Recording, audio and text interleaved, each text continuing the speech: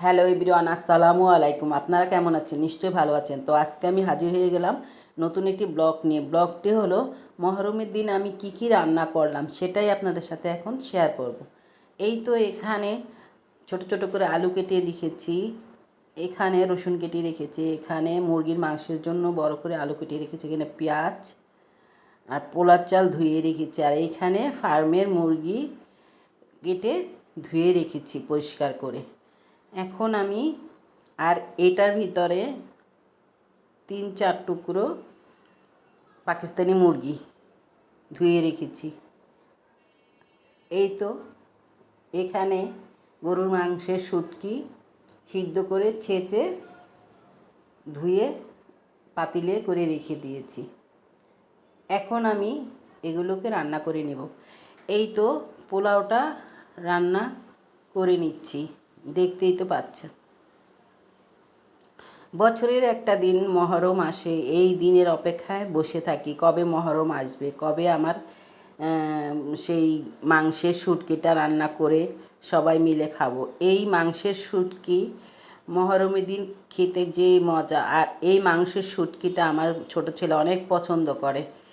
সে নাকি অপেক্ষা করে বসে থাকে কবে মহরম আসবে, কবে এই মাংসের শুটকিটা খাবে।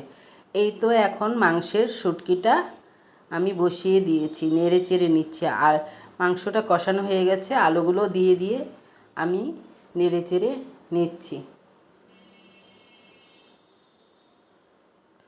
আর এই চুলার ভিতরে আমি ফার্মের মুরগিটা রান্না করে ফেলবো। এখন পেঁয়াজ, আদা, আলু এগুলো সব কষাতে দিয়েছি। এই তো আমার গরুর মাংসের শুটকিটা প্রায় হয়ে এসেছে, দেখতেই তো পাচ্ছেন।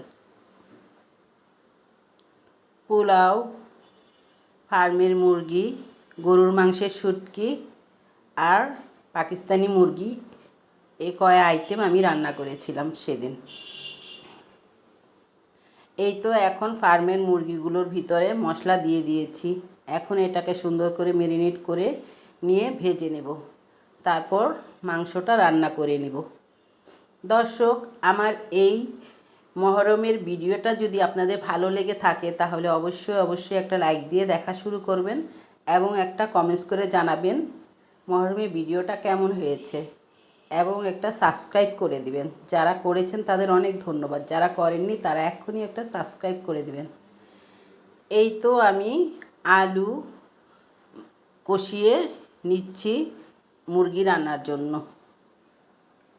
আর আরেক চুলায় পেন বসিয়ে গরম করে নিয়েছি তেল। এখন আমি এক এক করে মুরগির লেগ পিসগুলো অন্যান্য পিসটি ভেজে নিচ্ছি, দেখতেই তো পাচ্ছেন। এটা ভাজা হয়ে গেলে আমি মুরগিটা রান্না করে ফেলবো। এই তো আমার পোলাও রান্নাটা হয়ে গেছে। এই তো আমার গোস্তের শুটকিটাও রান্না হয়ে গেছে। আর এই চুলায় আমি মুরগির মাংসটাও রান্না করে ফেলেছি।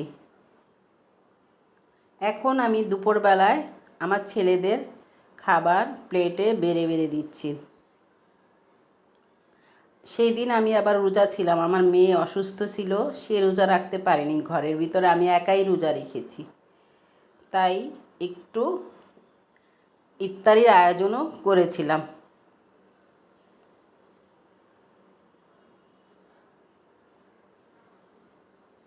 এই তো আমার পোলাও বাড়াটা হয়ে গেছে। এই তো এখানে একটু মুড়ি, আটা রুটি, ঝোড়া মাংসটা, আর এইখানে মুরগির মাংস, আর এইখানে একটু আনারস কেটে নিয়েছি ইফতারি করার জন্য মহরমের দিন। এই তো এখন আমি ইফতারি করে নিচ্ছি। আল্লাহ হাফেজ।